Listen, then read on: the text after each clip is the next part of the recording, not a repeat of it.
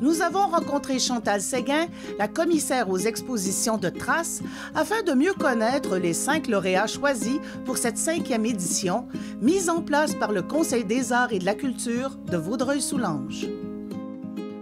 Alors là, ils sont 5 lauréats cette année. Oui. 5 lauréats qui présentent dans différents lieux. Est-ce que tu peux me parler un peu comment a procédé la sélection et parle-moi un peu des artistes? Alors, on a eu beaucoup de dossiers à l'automne 2022. Il y a un comité de sélection qui s'est réuni. Donc, on a regardé ensemble toutes les candidatures et on en est venu à choisir justement les 5 lauréates. On va commencer tout de suite avec Chantal Bourque. Chantal qui photographie des arbres. On peut les voir en macro, on peut les voir en plongée, en contre-plongée. Ensuite de ça, elle va les peindre et elle va ajouter sa petite touche personnelle en intégrant de l'écorce véritable. Donc ça donne une dimension vraiment particulière aux œuvres de Chantal. Donc Chantal est au musée.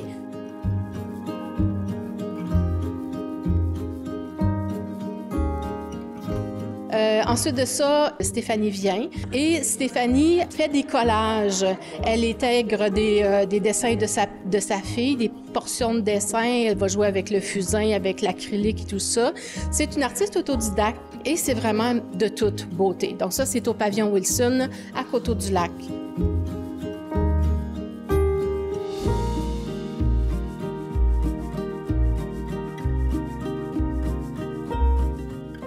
À la galerie Marie et Pierre Dionne, on a Marie Zarvé.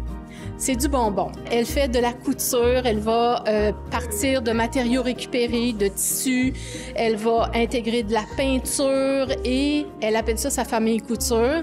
Donc des petits personnages en 2D, parfois avec un relief, mais c'est aussi vraiment super intéressant.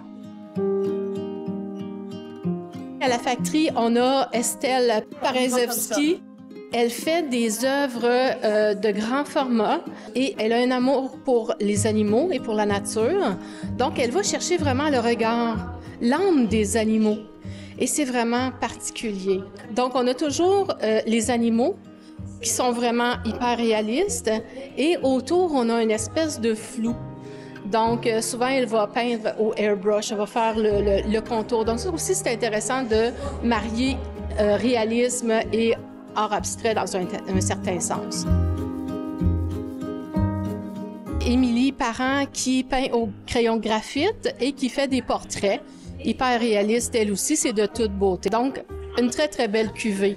Et je dirais qu'avec le Conseil des arts et de la culture de Vaudreuil-Soulanges, on est ailleurs parce qu'on a justement aboli la limite d'âge qui souvent sont bloqués. Mais avec Traces, on connaît des artistes incroyables qu'on n'aurait pas connus autrement.